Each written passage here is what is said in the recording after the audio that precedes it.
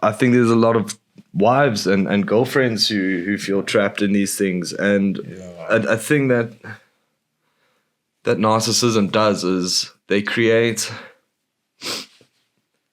they will, if you don't want to do a certain thing for them, they create implications. They create a consequence, a hectic consequence if you don't do this sort of thing for them. Yeah. That's going to require a lot of you, you know. It could be something as small as like, go get me a beer, and then if the person says no, then they're going to get up and they're going to hit their foot or something and be like, you see, if you could have just gotten the beer, I wouldn't have hit my foot. Trip. And that's why I didn't want to go get the beer, because I saw the glass table there. Yeah. And it's full-on guilt trip. Yeah.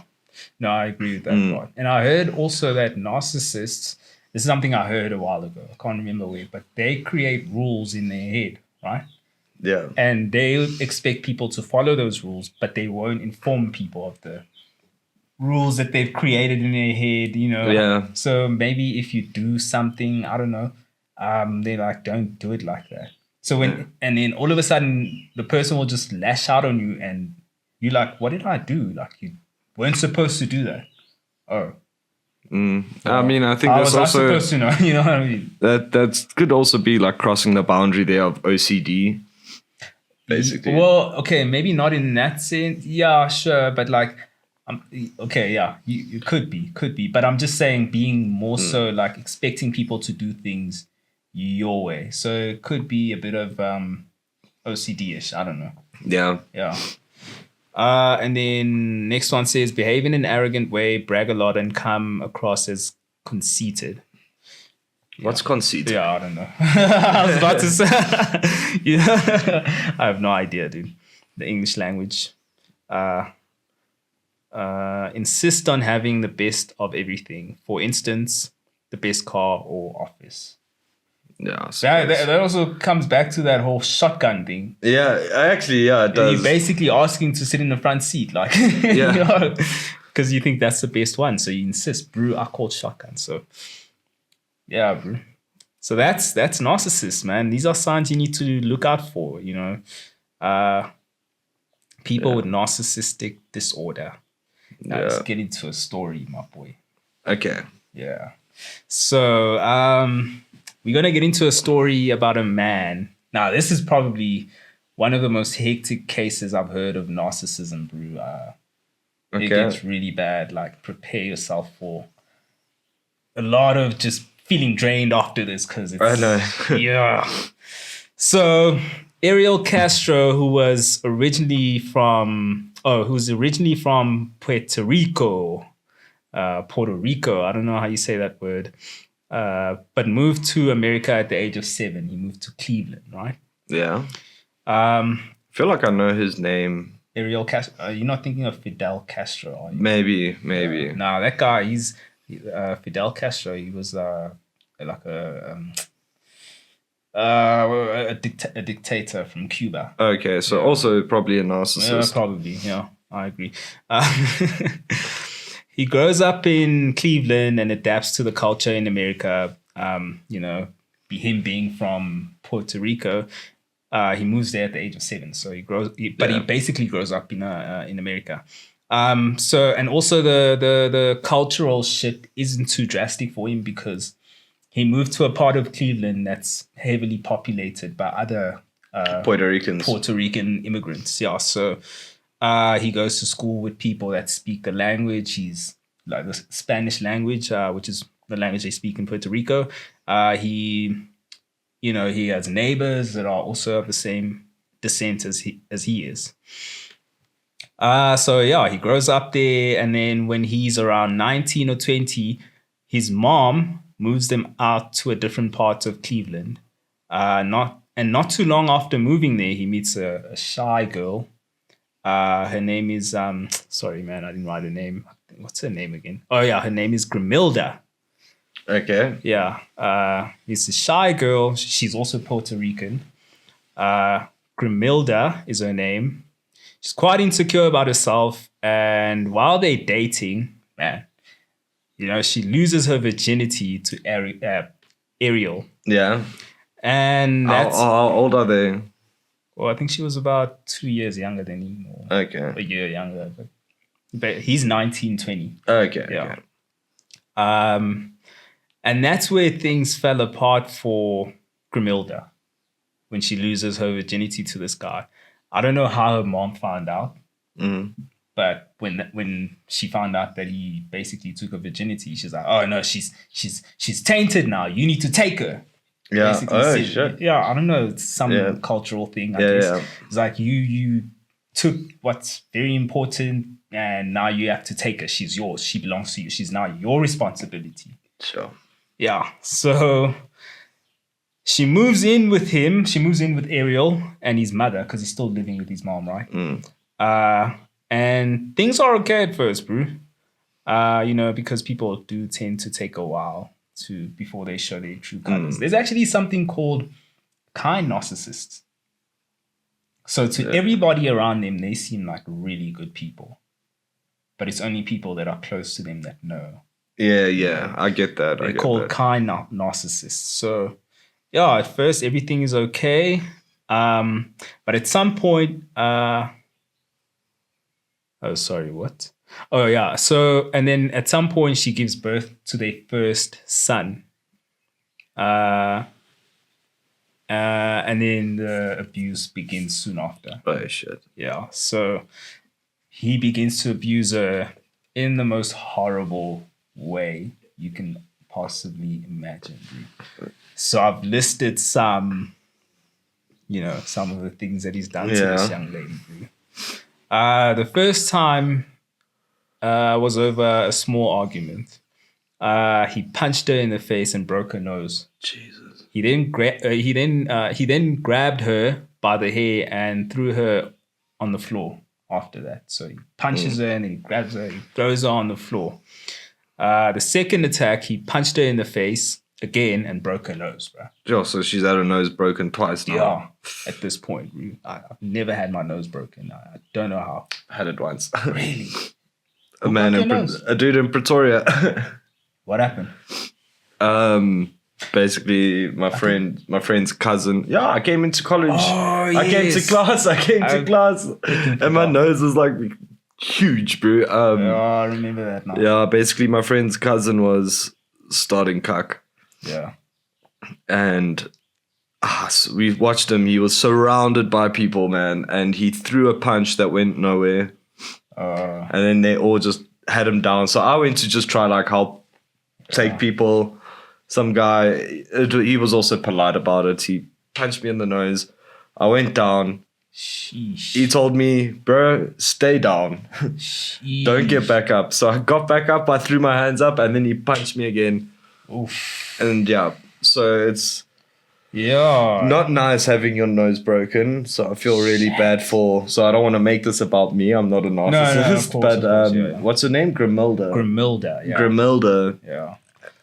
Having her nose broken twice. It's horrible because, dude, I know my right nostril hasn't been quite the same since. Oh man. So yeah, I can understand. It's not lacquer. Yeah. No, I've never. I mean, I've been punched in the face before. Well, not in the nose though. Like I got punched here, and my top lip was like this. Who punched you? It was bad. Back in the day, with a friend of mine actually. Really? Yeah, we got into a fight, bro, and then what happened was someone stopped the fight, right? Because we were going at it, and then someone pulled us away from each other. And then at that point I let my guard down, bro.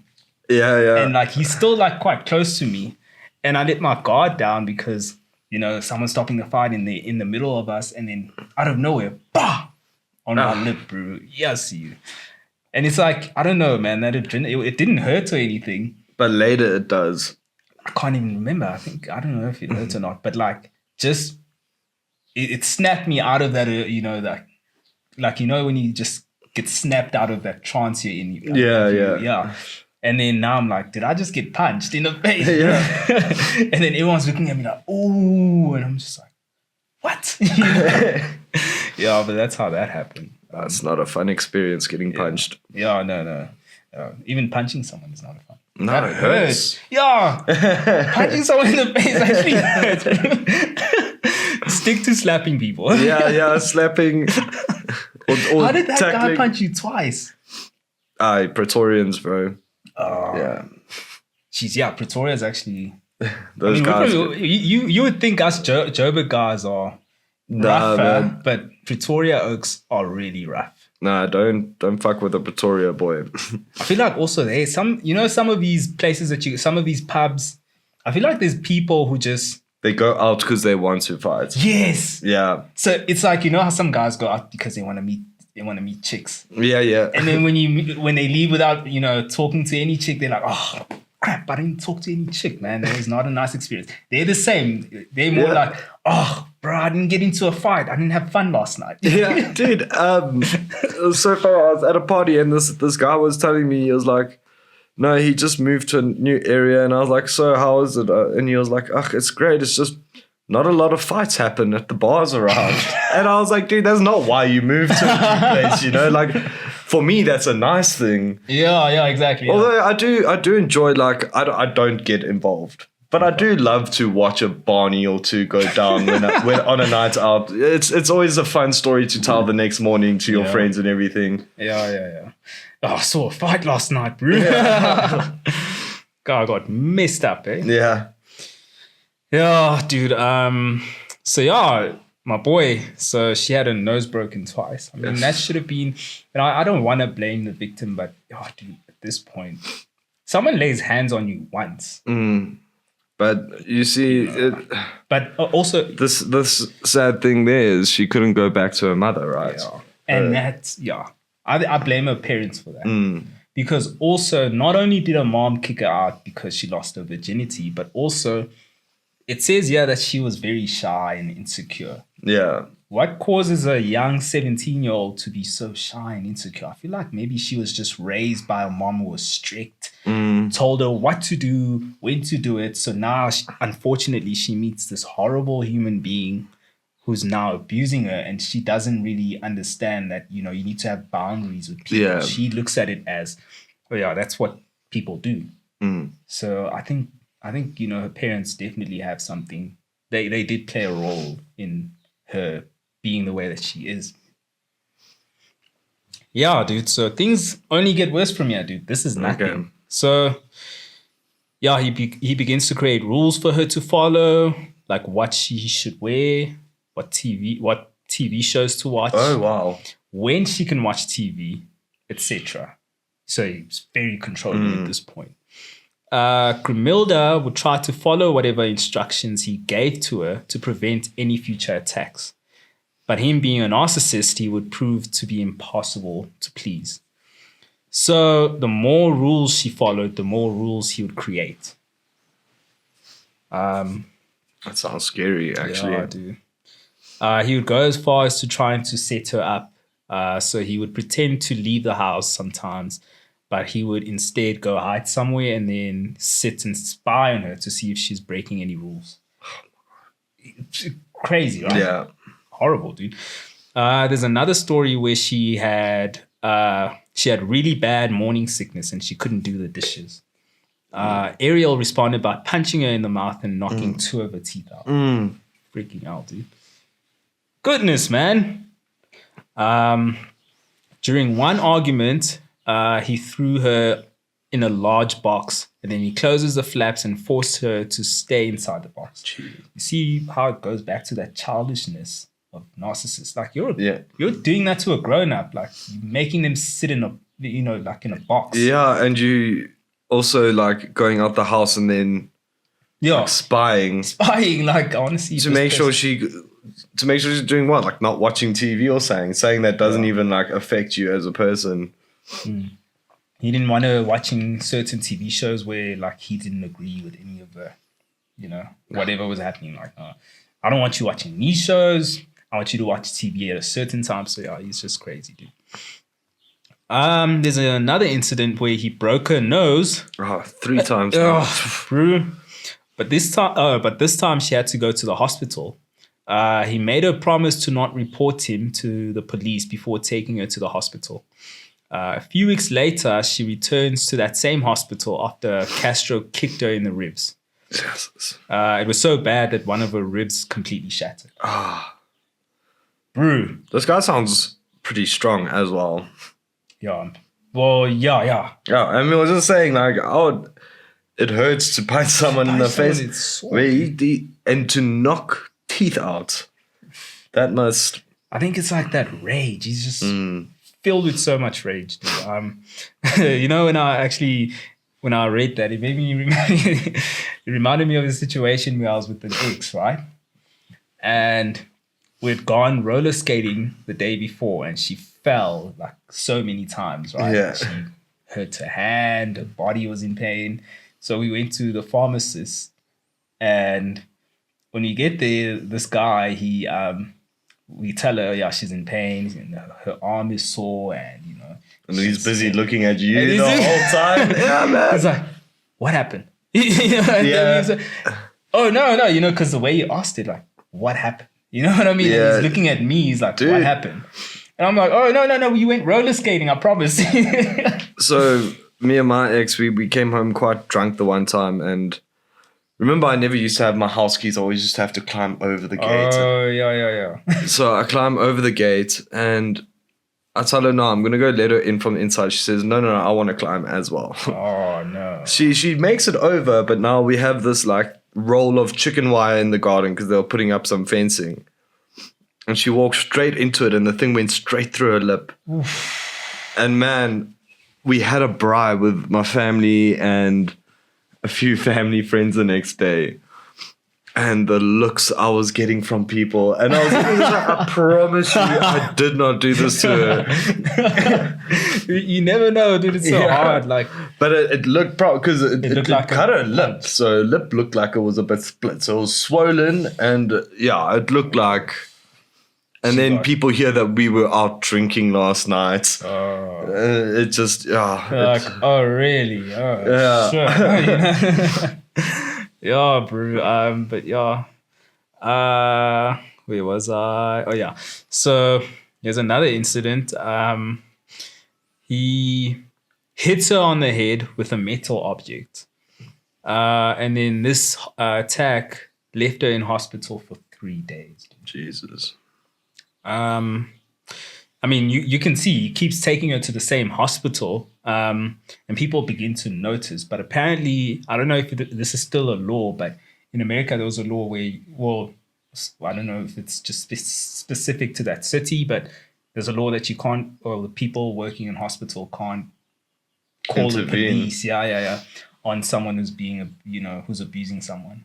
Shit. Yeah, so couldn't do anything about it.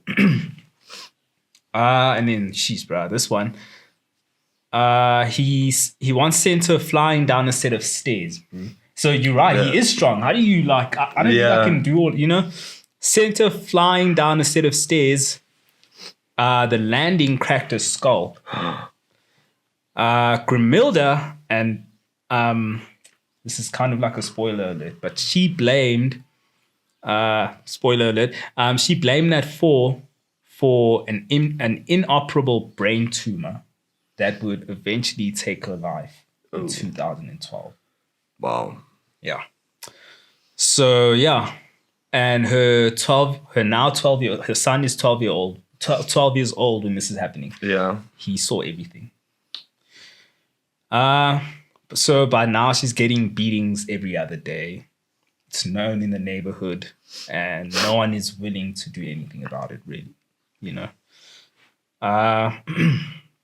Okay, now the last beating she got happened a month after she had a brain surgery, right? Which he was the cause of, again. He threw her on the ground and began to kick her in the head and body. The 12-year-old son, who was terrified, obviously, runs out screaming for help. Castro runs after him, and Grimilda locks the door and calls the police. By the time the cops arrived, Castro, who was nowhere to be found. The police eventually leave the house, and Castro returns to the house a few minutes later. And now he's furiously trying to force his way into the house. The police come back and arrest him, luckily.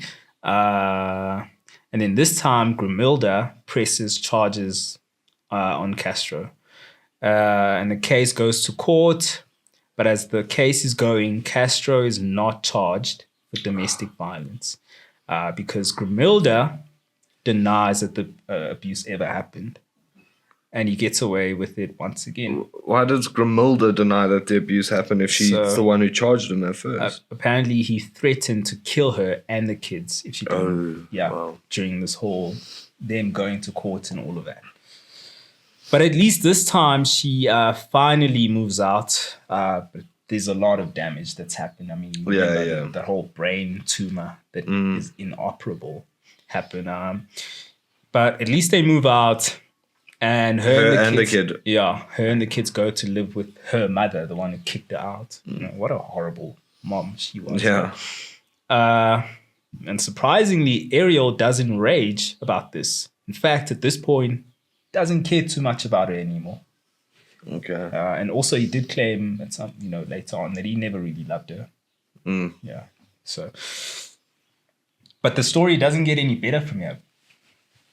It actually I won't say it gets worse, but it still gets intense. Yeah.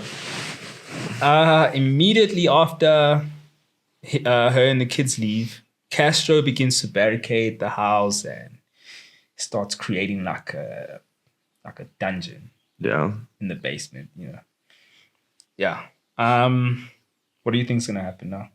Well, I feel like he's going to basically keep some chick down in his fucking basement. And now we intro Michelle. Yeah. Yeah. There's a lady whose name is Michelle. So on a hot summer day, Castro runs into a woman named Michelle who was lost and was trying to get, she was walking the whole day and she was trying to get to the social services office to get her, she was fighting for her son, who was taken, she lost custody of. Yeah. Castro had recognized her as one of his daughter's friends. And so he offers to help her get there to the social services office. He leads her to believe that, so she was lost, right? So he leads her to believe that it's on the way past his house. And he asks her if they could make a stop at his house and also tells her that that his daughter is there because she's a friend of hers. Yeah. Where was I? When they get to his house, he goes inside and Michelle stays in the car. He comes out moments later and tells Michelle to come pick out a puppy for her son because he said, I have a bunch of puppies in the house. You want to come pick out a puppy for your son? Because she's trying to, to as a surprise for her son. Yeah. She agrees. I'm guessing she had a level of trust in him because she's her friend's dad. He's her friend's dad. Where was I? Sorry. Yeah. He leads her upstairs into a bedroom, and then when they get to that room, he shuts the door behind him. Ooh. And just like that, she becomes his sex slave. And she would basically be trapped there for over 10 years, I think. Yeah. So he tied her up most of the time. She was always in like chains, and the only thing she had in that room was a TV set. Shit. Yeah, I do. Now, don't forget, like he was quite abusive to Grimilda. Yeah. So I can imagine what he was doing to this chick. Yeah. Especially now that she can just, she's just a slave at this point. Yeah. She's got chains and all of that. She can't go anywhere. She can't go to the hospital. There was a time into her abduction where he notices that she's pregnant. And when she tells him that she thinks she might be pregnant, he responds by attacking her. Over the next few weeks, she's still pregnant. and he would continue to beat her. And then a few weeks later, she would have a miscarriage. Ooh. Yeah. And then, needless to say, that he blamed her for the death of the baby. Jesus. On one Christmas day, he got a puppy as a Christmas gift. Yeah. Weird. He's a weirdo, bro. Yeah. And one day when he was beating her up, because she's getting beatings quite often, the puppy tried to come, to her defense, and he reacts by breaking the puppy's neck and killing it. This is quite horrible, dude. I told you that, it doesn't get any better. Yeah, It doesn't, I wouldn't say it's worse, but it's gotten worse, yeah, bro. I mean, yeah, it's bad and worse, whatever, however you choose to look at it. She falls pregnant again, bro. This one, this one really got to me. He kicks her as hard as he could in the stomach, and she had another miscarriage. Michelle would fall pregnant a total of 4 times during her time with Ariel, and every single time was a miscarriage. Yeah, it was a miscarriage. He would basically kick her in the stomach and just force her to have like an abortion, pretty much. The last time she fell pregnant, Ariel forced her to eat hot dogs that were like covered in mustard, basically, knowing very well that she's allergic to mustard. And she would suffer a severe allergic reaction for 4 days before the swelling and numbness, would go away. Yeah. But she would remain pregnant even after all of that. And he kicked her and punched her in the stomach until she lost the baby. Yeah, horrible, bro. A year into her enslavement, he unfortunately found a second girl to enslave. Oh, fuck. A girl by the name of Amanda Berry. She... How many years is this that Michelle's now been enslaved with him? A year. A year, and she's had 4 miscarriages. No. She's had 4 miscarriages during her entire enslavement. Yeah. So yeah. She was abducted a day before her 17th birthday. She worked at Burger King, and when a shift came to an end that night, she began to walk home around 7 at night. Castro happened to be on his way to drop off his daughter, who happened to be her classmate. Again, this is another one, his daughter's friend. Yeah, and after is the daughter living with him? No. They left, but he's still like drives her around and stuff. Yeah, still in their lives, basically.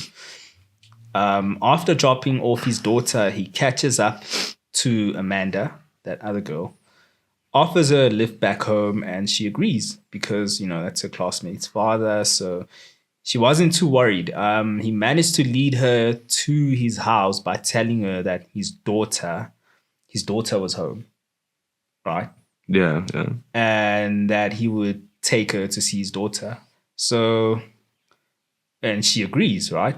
She's like, yeah, I'd like to see whatever her name was. When they get to his house, he leads her to a bedroom where he attacks her and ties her up and puts sellotape around her mouth so that she wouldn't make noise. Yeah. So, yeah, he's got victim number 2 at this point. Meanwhile, Michelle, they weren't together at this point. He kept them separate. Okay. But meanwhile, Michelle could see on TV that Amanda was missing, but didn't know that she was kidnapped by Castro because, he kept them in separate rooms. Yeah. The 2 women did end up meeting briefly, or for a brief period, about 7 weeks later after Michelle recognized. 7 weeks later, and then Michelle recognized her as a girl on TV who's missing. Luckily, but not too luckily for Amanda, she received better treatment than Michelle. She wasn't treated well, but better. She was just treated better, meaning she was beaten, but just not as much. And she received, better food and all of that. So the weird part is that this guy Castro actually looked at Amanda as his wife. Like to him, that's his wife or whatever, in his weird little, world. Yeah. So once again, a year after Amanda's abduction, a few months later, actually finds another victim. Jesus, dude. This time, it's a 14-year-old girl named Gina De Jesus. Gina is actually his daughter's friend. Once again, this weirdo, bro. She happy, so he went to his daughter's school to pick up his daughter, and security allowed him to go inside the school to look for her. He doesn't find her inside the school, so he drives around, and while he's driving around, he sees Gina walking alone heading home.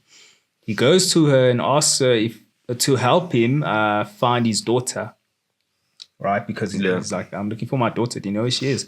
And then she agrees to help him. But while they're looking for her, he also asks he asked Gina if she could help him move something that was very heavy in the house. He said, I've got this heavy thing, and she agrees. They go inside the house, and then he abducts her. Same thing, dude.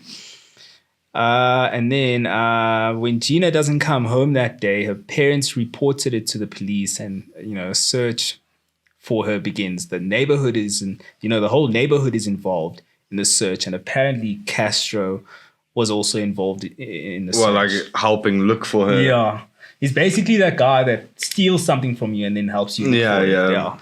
He's one of those people. And then after a while, the FBI also joins in the search, and for the first time, Castro actually begins to get nervous, because this is actually his friend's daughter. Like he knows it. Her father, basically. They're friends. And then he actually wrote a confession letter. Now, dude, if you weren't convinced that this guy is a narcissist, like, this confession letter will tell you how much of a bloody narcissist he is, bro. So I'm gonna read this shit. It's quite small, so I just want to see it properly. Is that like a... Yeah. So he says, to the best of my knowledge, I was born in Puerto Rico. I was abandoned by my father and later by my mother, which we don't even know if that's true. His mom was there the whole time. Maybe his dad, but not his mom. My grandma raised me. I was abused sexually by the son of by a son of Luis and Felia. His name is Pucho. He penetrated my rear a couple of times. I was 5 or 6 years old. I soon learned how to masturbate. I was interested in sex at a very young age. Sex has always been a too big part of my life. We don't even know if this is true, that he got abused or whatever he claims. It hasn't been proven, but he's basically not really being accountable. His confession letter is like trying to gain sympathy from people. I'm married at the age of 20. I lived a normal life with my wife and children, but my marriage was a failure from the beginning. My mother was an abusive parent. Her ways of discipline were very bad. For this made me grow hatred for her. Sorry. There were times I wish she would die. Anyway, my marriage was abusive. Also, my wife would hit on me and push me to the limit. I hit her back. She put me in jail only to get me out and apologize to me. Creating a whole story here. This happened a couple of times, but the name calling and arguments were always there. I tried to reason with her that the kids did not need to see or hear the arguments or fights. I felt bad to see my children frightened and scared. My wife always said she didn't give a shit if they were, I don't know, it says indecipherable. I guess you couldn't make out what was written, if they were or not, right? The marriage lasted about 12 years, I always loved and still love my children. About 6 years ago, my wife left for a man I didn't mind as long as my kids, whatever. It doesn't say what was actually said there. And in a good home. This man did nothing. What? This man did nothing, children, whatever. I kept taking this in, but better off with their mother. Yeah. I understand why this man whatever he was trying to write there Yeah. to finish raising my kids when he knew in a relationship as a father. What? My ex-wife has many problems with this, just can't get out of the relationship. I lived alone for the most part after my marriage. I had a good sex drive. I was in a relationship with a indecipherable woman. I cared. Okay, indecipherable again. I met a woman. I met a woman at a Family Dollar on Clark. The woman needed a ride somewhere. I, indecipherable, brought her to my home. Michelle. Oh yeah, Michelle has been there ever since, about 2 years. I got another opportunity to get another woman, indecipherable, in my van. This girl is Amanda, indecipherable, on West 110 walking home, sorry. A short distance. I asked her if she needed a ride home and she said yes. I, indecipherable, brought her to my house. She has been there about a year, smoking a part cigarette that I provide, indecipherable. These two women accepted for sex. Duh. I treat them well and make sure they eat good. Sure you do, bud. Right? I was also thinking the same thing. Okay, and then the last page says, I understand why I keep looking. I don't understand why I keep looking for women out in the street, as I already had two in my possession. One day I was driving down Lorraine Avenue and near 105, a woman was walking. I asked her if she needed a ride. She agreed. I calmly drove her to my house. This girl is Georgina. I asked her, Gina, basically the last girl. Yeah. I asked her to come inside. She said yes. These women are here against their will because they made mistakes by getting in a car with a total stranger. Oh my word. What?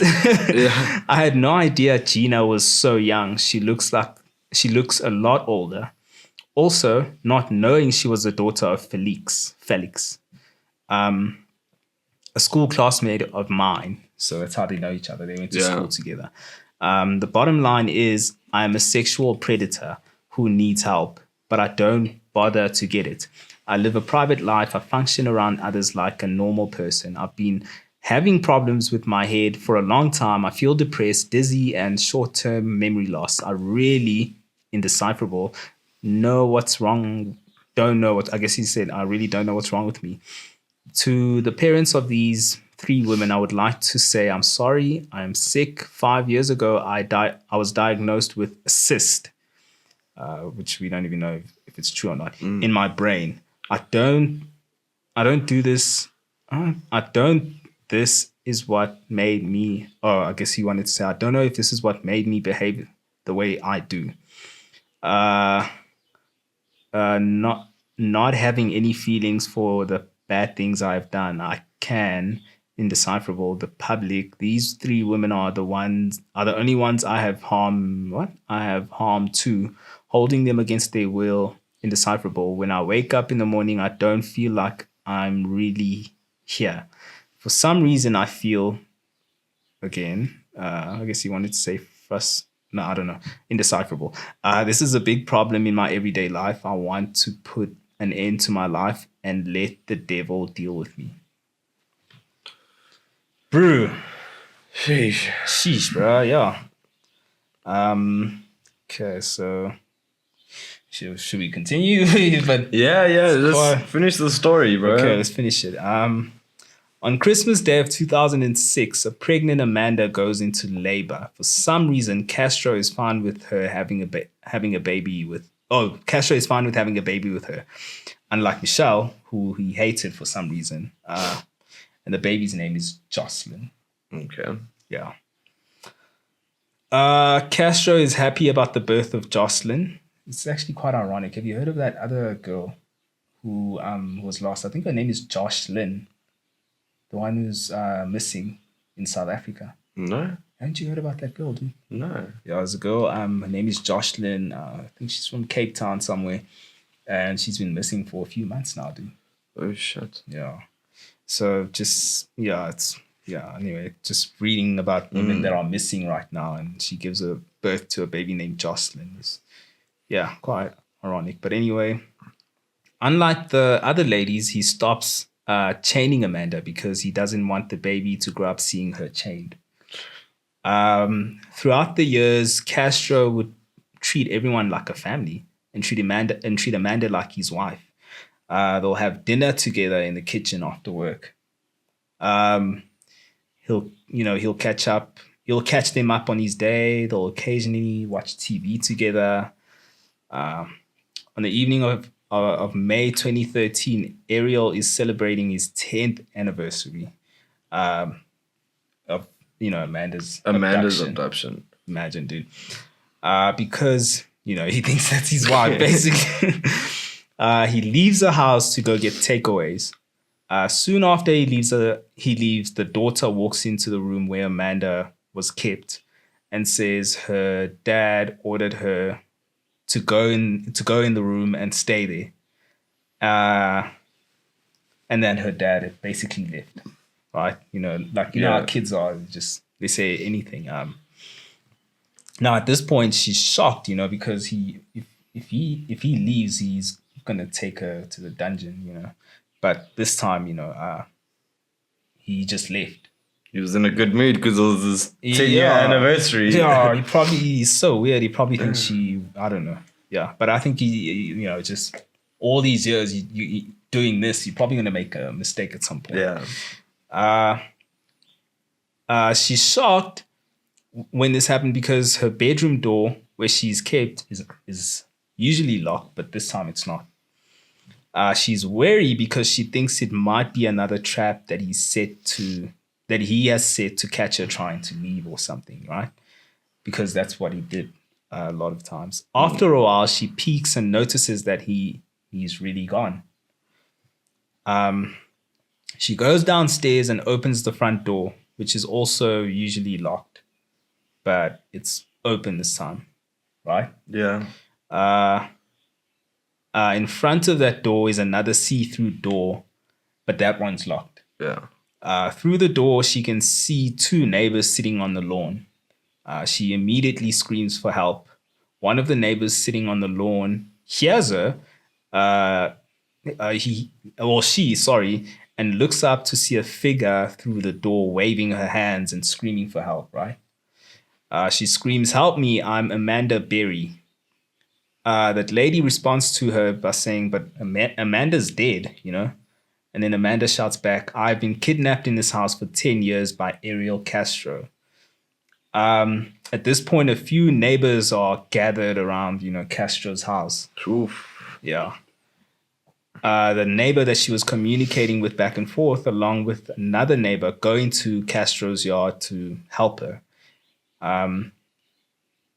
They ask one of the other neighbors to be on lookout for Castro. They try to kick the door down, but it doesn't work. A third neighbor comes along to help, and they manage to kick the door down. And she's finally free, bro.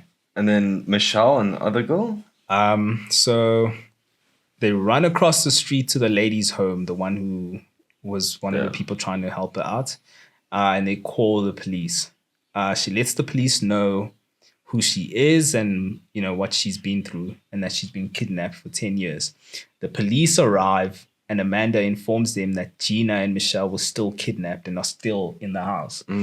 The police go inside the house and knock down the door in the basement where Michelle and Gina were kept. Amanda's not. At this point, Amanda's not with the police, Yeah. right? Because she's being taken to safety.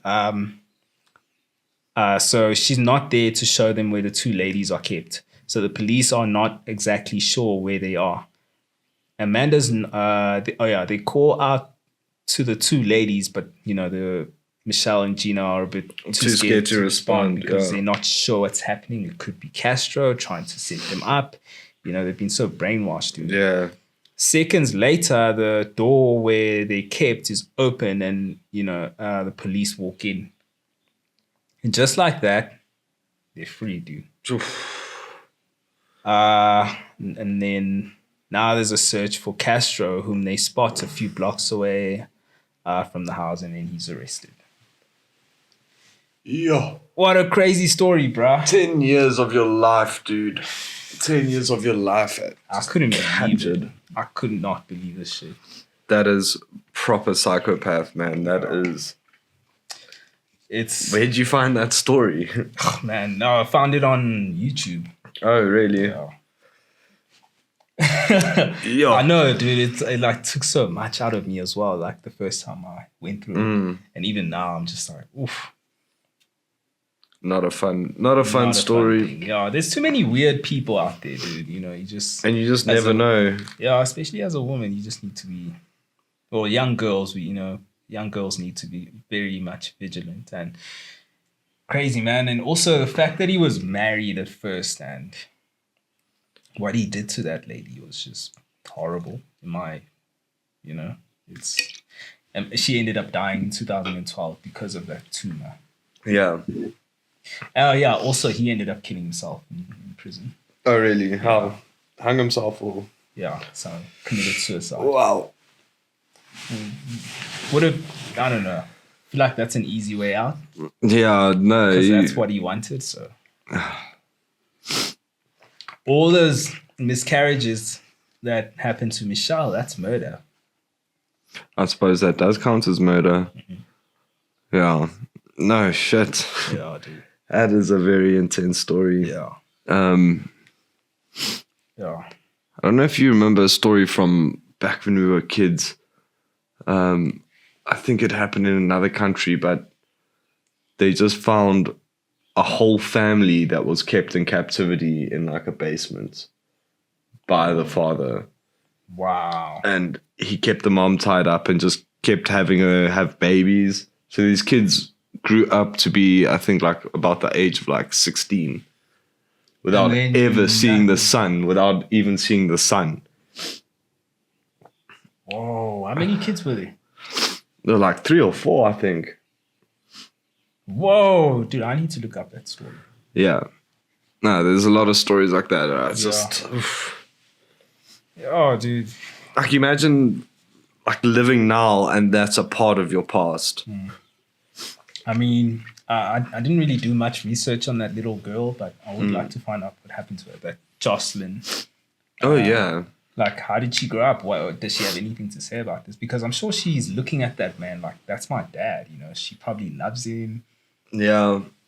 Yeah, dude. And unfortunately for Amanda, she had a baby with that guy. And, man.